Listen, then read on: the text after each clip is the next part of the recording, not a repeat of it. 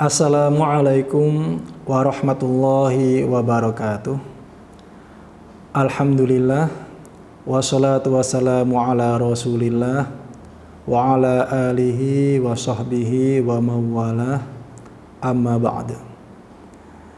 Pemirsa sekalian yang dimuliakan Allah, kita lanjutkan pembahasan kita atau kajian kita tentang 8 keutamaan bulan Ramadan.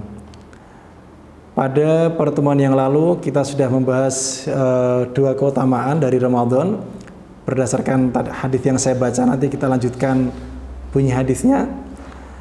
Kemarin yang pertama adalah bulan Ramadan itu Nabi memberikan ucapan selamat atau kabar gembira ketika datang bulan Ramadan. Yang kedua, bulan Ramadan adalah syahrul mubarak, bulan penuh berkah.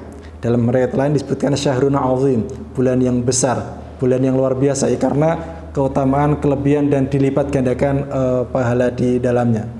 Kemudian keutamaan yang ketiga dalam hadis tersebut kita lanjutkan. Iftaradallahu alaikum fihi siyamah.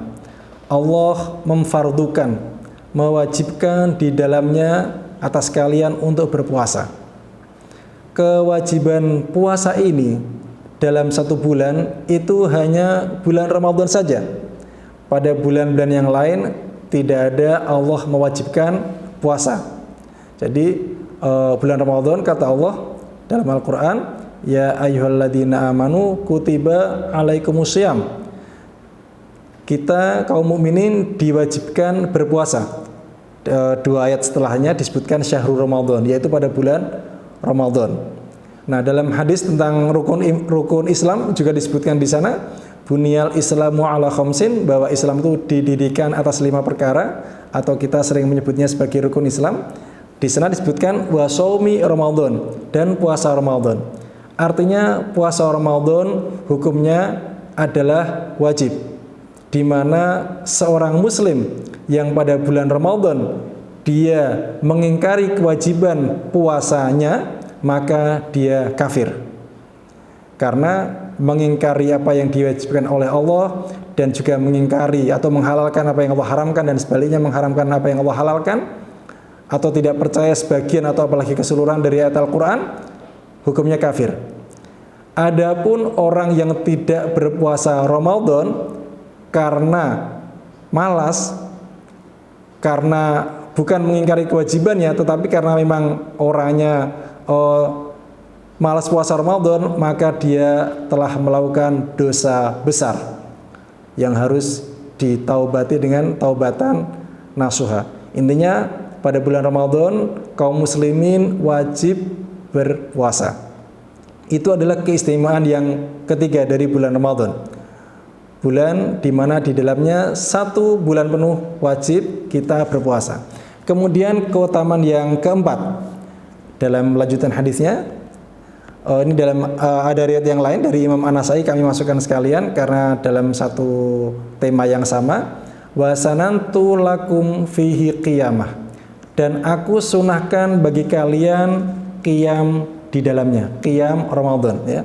Dalam hadis Al-Bukhari juga disebutkan perkataan Abu Hurairah bahwa Nabi itu karena Rasulullah sallallahu alaihi wasallam yuraghibu fi qiyami Ramadan wa ya'muruna min ghairi azimah, bahwa Nabi itu beliau pada bulan Ramadan betul-betul sangat menyuruh kami untuk melakukan qiyam Ramadan, tetapi tidak sampai mewajibkannya. Menekan, betul-betul menyuruh, mendorong untuk melakukan sholatul lail pada bulan Ramadan, dan Nabi mengatakannya sanantulakum, sunnah bagi kita, itu tidak sampai kepada wajib. Dan Nabi memang tidak ingin ini diwajibkan atas umatnya. Jadi pernah kejadian disebutkan oleh Imam Al-Bukhari dan Muslim dalam sahihnya dari Aisyah, diceritakan di sana bahwa pernah 3 atau 4 kali ya, disebutkan demikian, malam yang ketiga atau malam yang keempat, disebutkan juga oleh para pensyarah hadis bahwa kelupaan itu ada pada salah satu perawi sanad, disebutkan malam ketiga atau malam keempat. Artinya Nabi pernah 3 kali atau 4 kali pada bulan Ramadan itu beliau keluar sholat malam, kemudian diikuti oleh para sahabat.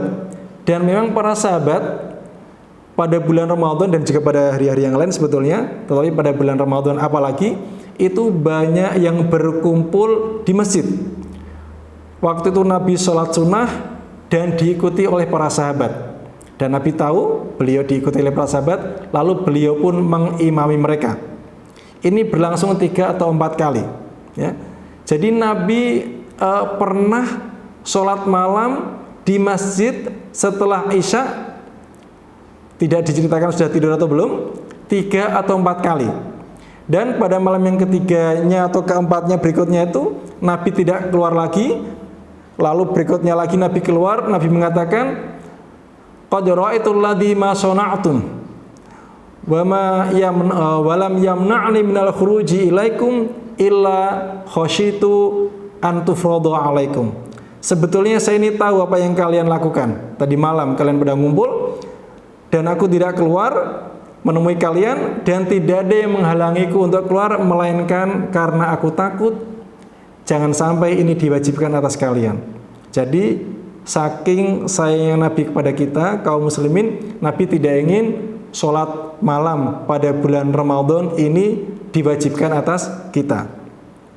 Pemirsa yang dimuliakan Allah, sholat malam pada bulan Ramadan yang kemudian dikenal sebagai sholat tarawih itu pernah Nabi lakukan bersama para sahabat, dan Nabi kemudian tidak melakukannya lagi karena takut diwajibkan.